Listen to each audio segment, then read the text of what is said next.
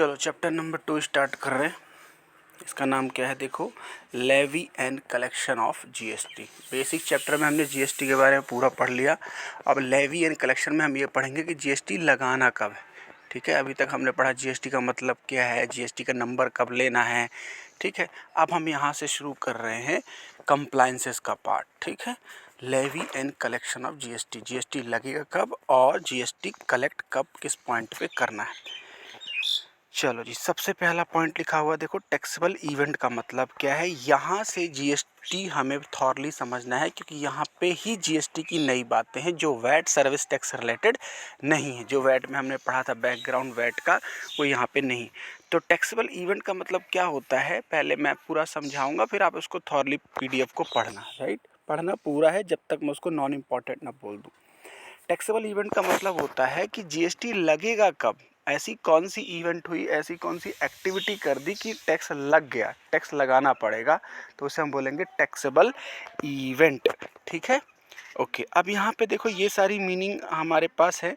Section 7 में supply का meaning, section 8 में कंपोजिट और मिक्स सप्लाई का मतलब, शेड्यूल 1 में लिखा हुआ है matter to be treated supply को भी मानेंगे, चाहे भले उसमें विदाउट कंसिडरेशन है।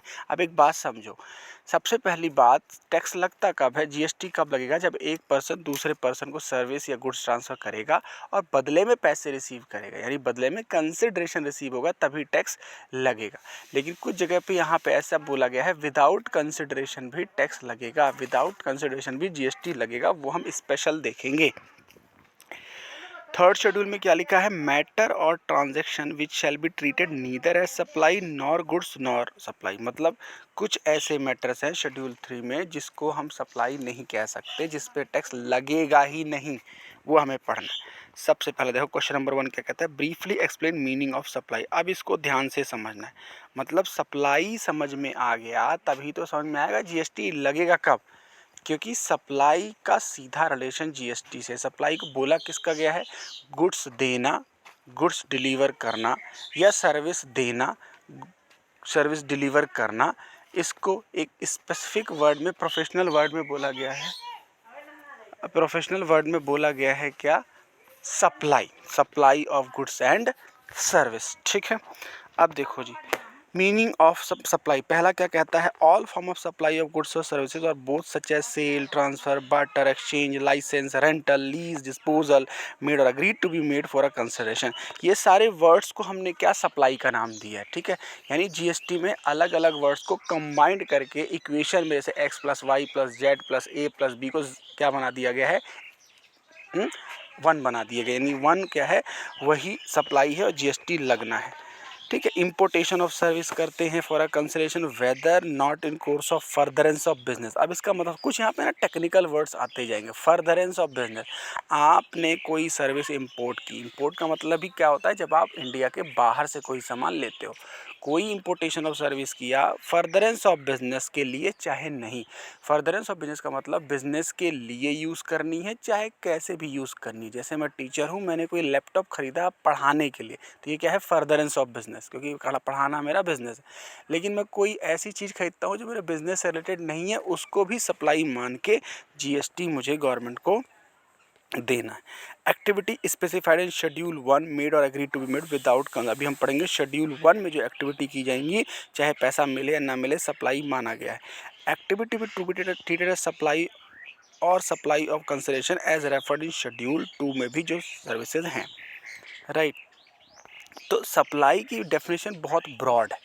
ठीक है, सप्लाई की डेफिनेशन बहुत ब्रॉड है, क्योंकि लगभग किसी चीज़ को छोड़ा ही नहीं गया जो जीएसटी के दायरे में ना आए।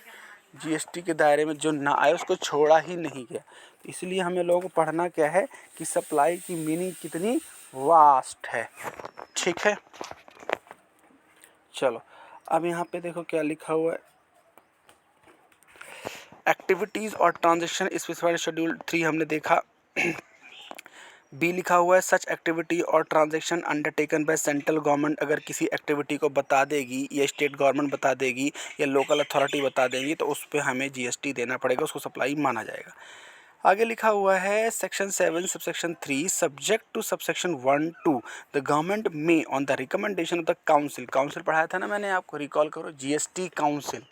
है ना। वैसे तो गवर्नमेंट लॉ बना रही है, लेकिन किससे पूछा जाएगा, किसको मीटिंग में कंडक्ट करवाया जाएगा, जीएसटी काउंसिल से पूछा जाएगा क्या ये कर दिया जाए। Specify by notification the transaction that are to be treated as. Government का मन करेगा, गवर्नमेंट काउंसिल को बोलेगी और फिर सोचा जाएगा क्यों ना इसको सप्लाई मान लिया जाए और इसको जीएसटी के दायरे में लाया जाए। क्या क्या, supply of goods not at supply, जो सप्लाई नहीं थी उसको लिया जाए। Supply of services and not supply, ऐसी सप्लाई ऑफ गुड्स या ऐसी सप्लाई ऑफ सर्विसेज जो पहले सप्लाई के दायरे में नहीं थी, गवर्नमेंट का मन कर रहा है, गवर्नमेंट को ज़्यादा पैसा चाहिए, उसको टैक्स के दायरे में लाके उसको टैक्स लिया जाएगा। ठीक है।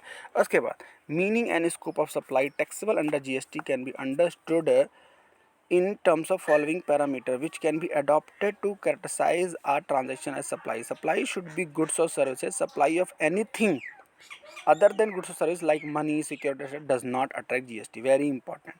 देखो हर चीज़ को सप्लाई के एंगल से मैंने बोल दिया गया है, लेकिन यहाँ पे 3 चीज़ याद रखो, वेरी इंपॉर्टेंट लगाओ, यहाँ पे लगाओ वेरी इंपॉर्टेंट, क्या कि पैसे के बदले पैसे लेना, सिक्योरिटीज़ को, शेयर परचेज की खरीद को यहाँ पे कवर नहीं किया गया है। पैसे के बदले पैसे और शेयर परचेज सेल को यहाँ पे कवर नहीं किया गया है, जीएसटी यहाँ नहीं लगाना। Right. Supply should be made for a consideration, पहली बात। Supply should be made in course of furtherance of business, दूसरी बात। Supply should be made by taxable person, अगली बात। Supply should be taxable supply. ये 4 पॉइंट प्रूव होने पे ही GST लगेगा। क्या बोला मैंने, ये 4 चीज़ें प्रूव होने पर ही जीएसटी लगेगा। पहला, पैसा मिला हो, दूसरा, बिजनेस के लिए खरीदा बेचा गया हो, तीसरा, टैक्सेबल पर्सन ने सप्लाई की हो। अभी हम पढ़ेंगे आगे चल के टैक्सेबल पर्सन कौन है। सिंपल अभी ये समझ लो, जिसने जीएसटी नंबर ले रखा है। और सप्लाई कैसी होनी चाहिए, टैक्सेबल सप्लाई होनी चाहिए। अभी हम पढ़ेंगे टैक्सेबल सप्लाई कौन सी नहीं होती है, इसे हम पढ़ेंगे एग्जेम्प्ट सप्लाई या नील रेटेड सप्लाई, यानी उसको सप्लाई नहीं माना जाएगा। राइट। चलो अब आगे देखो, ये डायग्राम को आप एक बार देख लेना। इसी चीज़ को जिसको हमने पढ़ा है, इसने एकदम पैरामीटर इसने जो है डायग्राम की फॉर्म में बना रखा है। अब यहाँ पे देखो एक चीज़ देख लो, इंक्लूड क्या बोला गया है।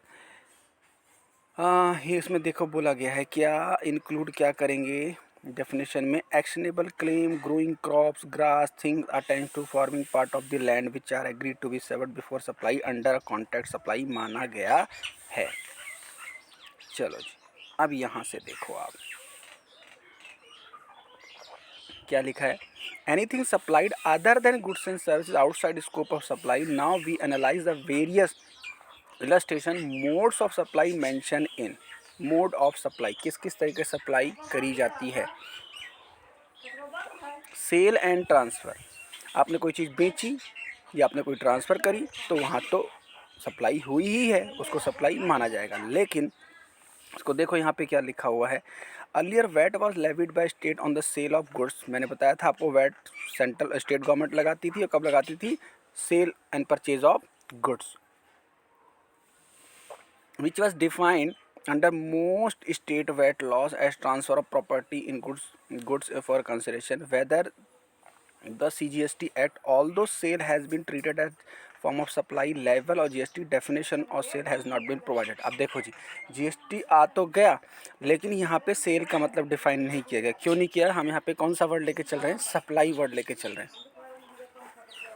Right. Further the term transfer which has also been included in the form of supply is also not defined। मतलब जीएसटी में बोला गया है, सिर्फ सप्लाई को बताया गया है क्या है, जो पुरानी टर्म्स हुआ करती थी उसको छेड़ा ही नहीं गया कि सेल का मतलब क्या, ट्रांसफ़र का मतलब क्या, क्योंकि यहाँ उसका लिंक ही नहीं है। यहाँ स्टैंडर्ड वर्ड दिया गया है सप्लाई। बार्टर एंड एक्सचेंज, आप इसको जानते हो, बार्टर सिस्टम क्या होता है, सामान के बदले में सामान देना, सर्विस के बदले में सर्विस देना। पैसे यहाँ लोग नहीं लिया करते थे, पहले होता था। तो while barter may deal with a transaction which only includes in exchange of goods and service, exchange may cover a situation where the goods are partly paid for in goods and partly in money. When there is a barter of goods or services, same activity constitutes supply as well as consideration. By making a specific inclusion in different supply, all barter and exchange would be liable GST। बच नहीं सकते। अगर आप barter system में कोई काम करोगे और आप बोलोगे मैंने तो पैसे लिए ही नहीं, मैंने तो उससे लैपटॉप लिया और अपना मोबाइल दे दिया, तो हम टैक्स नहीं देंगे, तो आगे हम पढ़ेंगे ऐसे गुड्स में, ऐसी ट्रांजेक्शन में वैल्यू निकाली जाती है, वैल्यू निकाली जाएगी और फिर जीएसटी लगाया जाएगा, यानी बार्टर सिस्टम में भी आप बच नहीं सकते। लाइसेंस, लीज, रेंटल, ये मैंने पहले डेफिनेशन में ही पढ़ाया था। लाइसेंस, लीज, रेंटल ऐसे बिजनेस करने में जीएसटी लगता है। कंसिडरेशन होना चाहिए, फोर्थ पॉइंट, कंसिडरेशन होना चाहिए, बहुत इंपॉर्टेंट है। लेकिन कई जगह पे कंसिडरेशन ना होने की जगह, ना होने पर भी जीएसटी लगेगा। कैसे लगेगा सर? वैल्यू तो पता नहीं चलेगी, वैल्यू निकाली जाएगी। चैप्टर शायद होगा आपके सिलेबस में वैल्यूएशन का, गुड्स एंड सर्विस की वैल्यू निकाली जाएगी, फिर उस पर जीएसटी रेट लगाया जाएगा। In course of furtherance of business, मैंने पढ़ाया है, वर्ड टेक्निकल है, बिजनेस के यूज़ के लिए है। In furtherance of business, business के अलावा है तो not in furtherance of business, दोनों के केस में जीएसटी लगेगा। लेकिन हाँ, ये वाला एग्जाम्पल देखो, Rishabh buy a car for his personal use and after a year sells it to car dealer. Sale of car by Rishabh to a car dealer is not a supply under CGST act because supply is not made by him in the course of furtherance of business. अब ध्यान से समझो, personally car ली थी आपने, तो आप कभी भी कार लोगे तो जो बिल आपको मिलेगा उसमें जीएसटी लगा होगा, राइट। लेकिन जब आप कार को बेचोगे किसी कार डीलर को या किसी को, तो आप खुद सोचो, कोई सामान आप बेचते हो अदर देन बिजनेस से रिलेटेड, तो क्या टैक्स लगा के बेचते हो? नहीं, लगा के नहीं बेचते, ना गवर्नमेंट कहती, क्योंकि वो बिजनेस से रिलेटेड एसेट नहीं था, तो पर्सनल यूज़ का था। तो ध्यान से समझो, जब हम गुड्स खरीद रहे हैं तो बेचने वाले का तो बिजनेस है, तो वो तो जीएसटी लगाएगा। लेकिन जो यूज़ करके बेच रहा है वो बिजनेस नहीं करता, उसके लिए वो जीएसटी लायबल नहीं है। ठीक है, एग्जाम्पल पढ़ लेना जो मैं छोड़ रहा हूँ, तो इससे क्लियर होगा। सप्लाई बाय टैक्सेबल पर्सन, मैंने बताया टैक्सेबल पर्सन वो है जिसको सप्लाई के दायरे में लाया जाएगा। ये हम आगे पढ़ेंगे कौन कौन पर्सन टैक्सेबल हैं। अभी इतना समझो आप, जिसने जीएसटी नंबर ले रखा है, या जो 20 और 10 लाख की लिमिट क्रॉस कर रहा है, याद है ना लिमिट, राइट, तो उसको टैक्सेबल पर्सन माना गया। जैसे ऊपर के एग्जाम्पल में, अभी जो ऊपर हमने देखा, उस कार डीलर ने जब कार ऋषभ को बेची तो जीएसटी लगाया होगा, क्योंकि वो टैक्सेबल पर्सन है। लेकिन जब ऋषभ ने कार यूज़ करके बेची, उसे जीएसटी नहीं लगाया होगा, क्योंकि वो टैक्सेबल पर्सन नहीं है। चलो, आ ही गई डेफिनेशन, टैक्सेबल पर्सन आ गए यहाँ पे। टैक्सेबल पर्सन कौन है? सिंपल लिखा हुआ रजिस्टर्ड जो है, मैंने बताया था, जो भी रजिस्टर्ड पर्सन है जिसने जीएसटी नंबर ले रखा है, उसको टैक्सेबल पर्सन माना गया है, और वो अपने गुड्स की सप्लाईज में जीएसटी लगाएगा। और टैक्सेबल सप्लाई क्या है? पीछे पढ़ा, इतनी सारा डिस्कशन किया। टैक्सेबल सप्लाई क्या है? ऐसी supply of goods and service, अब देखो मैं अभी बार बार वर्ड सप्लाई बोलूँगा, ना तो सेल बोलूँगा ना ट्रांसफ़र बोलूँगा, सप्लाई वर्ड दोनों के लिए कॉमन। तो टैक्सेबल सप्लाई क्या है? किसी भी गुड्स को आप दे रहे हो, सेल एक्सचेंज कर रहे हो, ठीक है ना, और वो गुड्स कैसी है, उस पर रेट ऑफ टैक्स बताया गया है। और मैंने बताया था पिछली क्लास में, HSN कोड उसका स्पेसिफाइड है। HSN कोड स्पेसिफाई है तो आपका वो टैक्सेबल सप्लाई है। टैक्सेबल सप्लाई क्या नहीं है, आगे डेफिनेशन आएगी, nil rated supply, exempted supply, तो यानी उसको सेल परचेज पे जीएसटी नहीं लगेगा। अब यहाँ से क्वेश्चन आएगा प्लेस ऑफ सप्लाई, ठीक है। प्लेस ऑफ सप्लाई, जगह कौन सी माने, किस पर्सन को बोले प्लेस ऑफ सप्लाई में, किस पर्सन को, किसको पकड़ें और किससे हम टैक्स लें, इसे बोला गया है प्लेस ऑफ सप्लाई। जैसे मान के चलो, पिछली क्लास को रिकॉल करो, मैंने बताया था दिल्ली का सामान दिल्ली में बिकेगा तो क्या लगेगा? CGST, SGST। और कौन से व्यापारी को देना है? जिस व्यापारी ने सामान को बेचा है, यानी बेचने वाला अपने बिल में जीएसटी लगाएगा। अब क्या हो रहा है, दिल्ली का पर्सन पंजाब सामान बेच रहा है, दिल्ली का पर्सन पंजाब, तो अब कौन टैक्स देगा?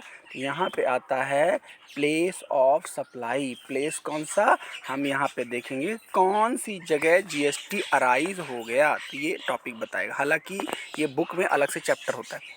In GST, the concept of place of supply has been made relevant only for the supply of services but also for the transaction of goods। क्या कह रहा है? पहले यहाँ पे सिर्फ सर्विस के एंगल से था, सर्विस टैक्स तो हमें पढ़ना नहीं, पहले सिर्फ सर्विस टैक्स में हुआ करता था प्लेस ऑफ सप्लाई। लेकिन जीएसटी में ये कॉन्सेप्ट इंट्रोड्यूस कर दिया गया दोनों के लिए, गुड्स के लिए भी, सर्विस के लिए भी, क्या? Place of supply. इसको शॉर्ट में पॉप्स भी बोला जाता है। पॉप्स मतलब place of provision of service. Okay, आगे क्या लिखा है देखो, the purpose of the place of supply provision in twofold. क्यों ऐसा क्यों किया गया है, प्रॉब्लम क्यों आती थी प्लेस ऑफ प्रोविजन सर्विस की। देखो पहला point, in case of cross border transaction आ गया ना, जैसे इंटर स्टेट में प्रॉब्लम आएगी, किस राज्य को देना है, किस राज्य के ऊपर टैक्स मतलब कलेक्शन किस राज्य को मिलेगा, कौन व्यक्ति देगा। तो ऐसे ही क्रॉस बॉर्डर जब इंडिया पाकिस्तान, इंडिया श्रीलंका के बीच में ट्रांजेक्शन होगी तो वहाँ पे भी देखना पड़ेगा ना टैक्स बनेगा नहीं बनेगा। क्यों, श्रीलंका वाले से थोड़ा ना जीएसटी लेंगे, या श्रीलंका के व्यापारी थोड़ा ना बोलेंगे इंडिया में जीएसटी जमा करा। तो यहाँ पे हम देखेंगे किस पर्सन से कलेक्ट करना है as per rule.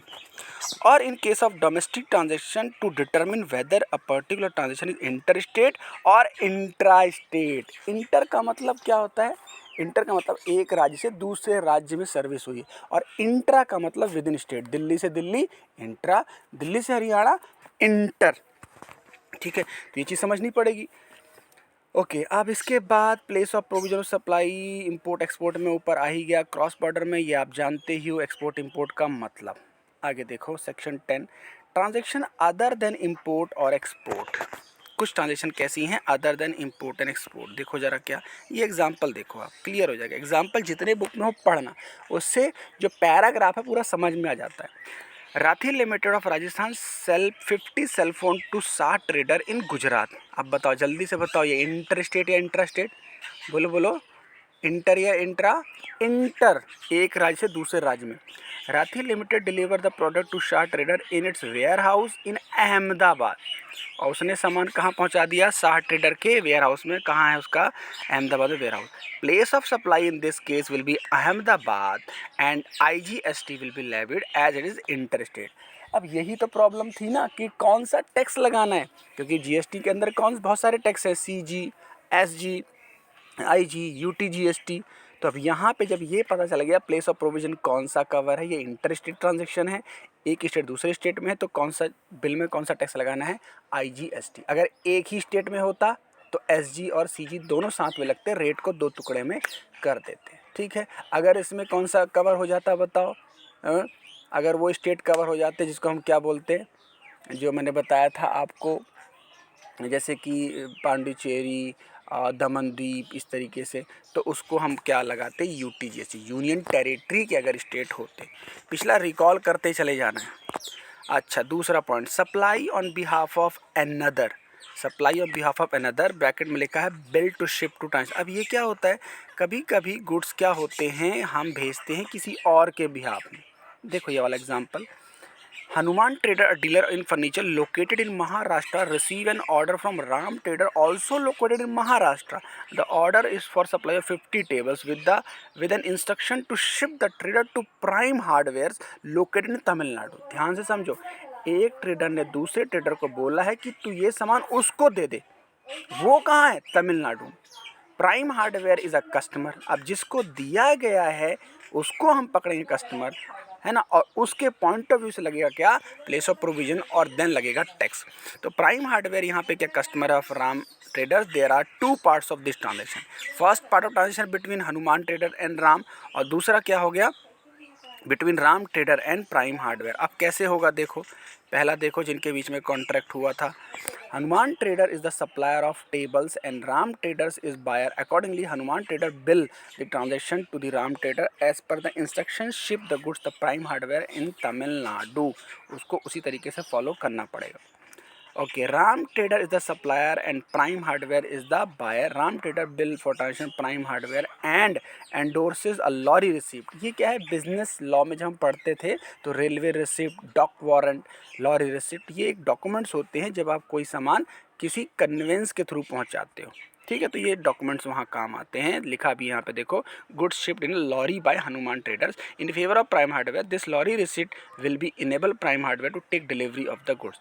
Over here on the instruction from Ram Trader, Hanuman Trader ship the table to Prime located Tamil Nadu। तो यहाँ पे क्या प्रॉब्लम आएगी, अब देखो यहाँ पे Ram trader is deemed to be third person, तीसरा पार्टी मानेंगे, therefore the place of supply will be principal place of business of the third person.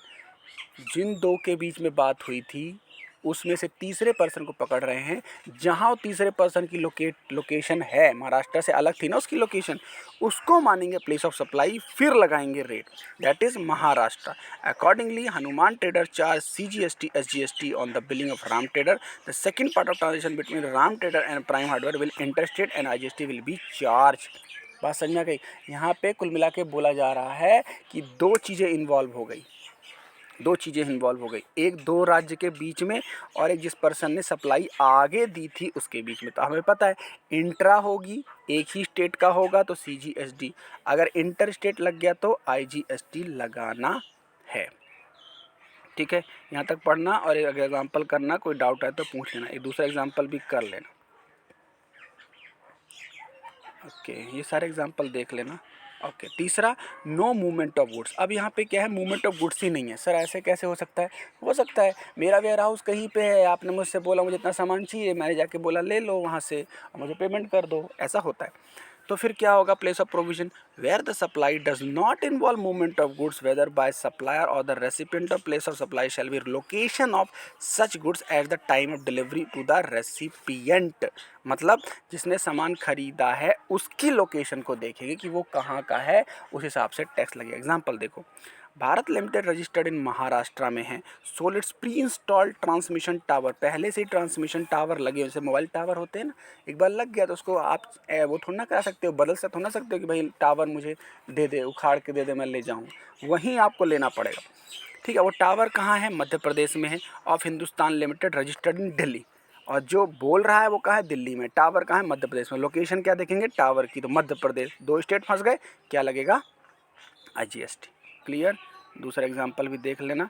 When goods are installed, when goods are install, अब install करना है, तो देखो यहाँ पे example, Bharat limited registered in Maharashtra open a new office in Delhi, it purchase 10 AC to be install at its Delhi office from Patil electronics in Maharashtra. दो राज्य आ गए, वो इंस्टॉल करने आएगा, कहाँ से आएगा? महाराष्ट्र से। कहाँ करेगा? दिल्ली में। दो राज्य आ गए, बताओ, दो राज्य आ गए, तो क्या होगा? IGST।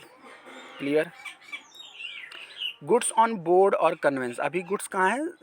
मतलब कन्वेंस में है अभी, मतलब ट्रांसपोर्टेशन में।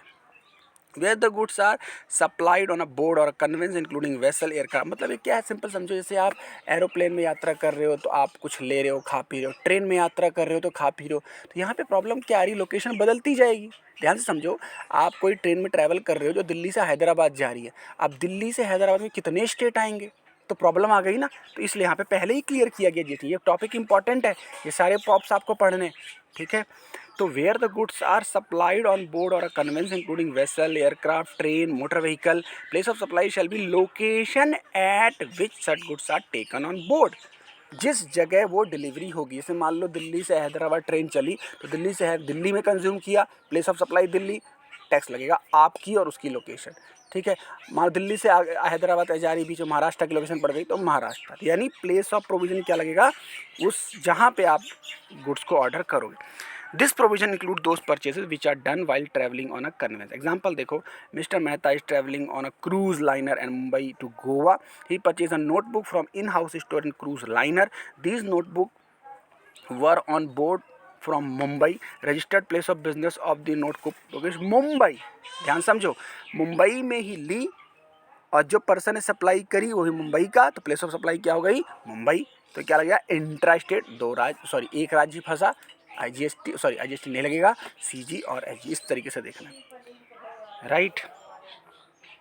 अब यहाँ से आता है टाइम ऑफ सप्लाई, तो इसको इसके कितने प्रोविजंस हैं? ये आता है, इसको पॉट बोलते हैं, इसको क्या बोलते हैं? Pot, point of taxation, right. ये भी इम्पॉर्टेंट है, ये भी इम्पॉर्टेंट टॉपिक है। पॉइंट ऑफ टैक्सेशन मतलब डेट की प्रॉब्लम को रिमूव करने के लिए चैप्टर बन गया। अभी हमने पढ़ा टैक्स कब लगेगा, कौन से स्टेट का लगेगा, कौन सा टैक्स लगाना है, तो क्या बना? पॉप्स, पॉप्स बना। अब टाइम ऑफ सप्लाई मतलब 3 दिन से खरीद बेची ही चल रही है, तो 3 दिन से खरीद बेची चल रही, तो डेट अलग अलग आ गई, तो डेट अलग अलग आने को सॉल्व करने के लिए क्या बनाया गया है? Time of supply. किस दिन की डेट मान के उस दिन का रेट लगेगा। सर डेट से क्या मतलब, डेट से क्या फ़र्क पड़ता है? बिल्कुल पड़ता है। कल रेट कुछ और था, आज रेट कुछ और हो गया, तो कौन सा दिन वाला लगाना है? ठीक है। तो ये प्रॉब्लम ना आए तो पहले से ही चैप्टर क्या दिया गया है, टाइम ऑफ सप्लाई। इसको ऐसा करते हैं हम नेक्स्ट सेशन में लेते हैं, तभी इतना अभी पढ़ो, ठीक है, इतना पढ़ो और कोई डाउट आए तो फटाफट पूछो, फिर हम time of supply next session में देखते हैं। क्लियर, चलो।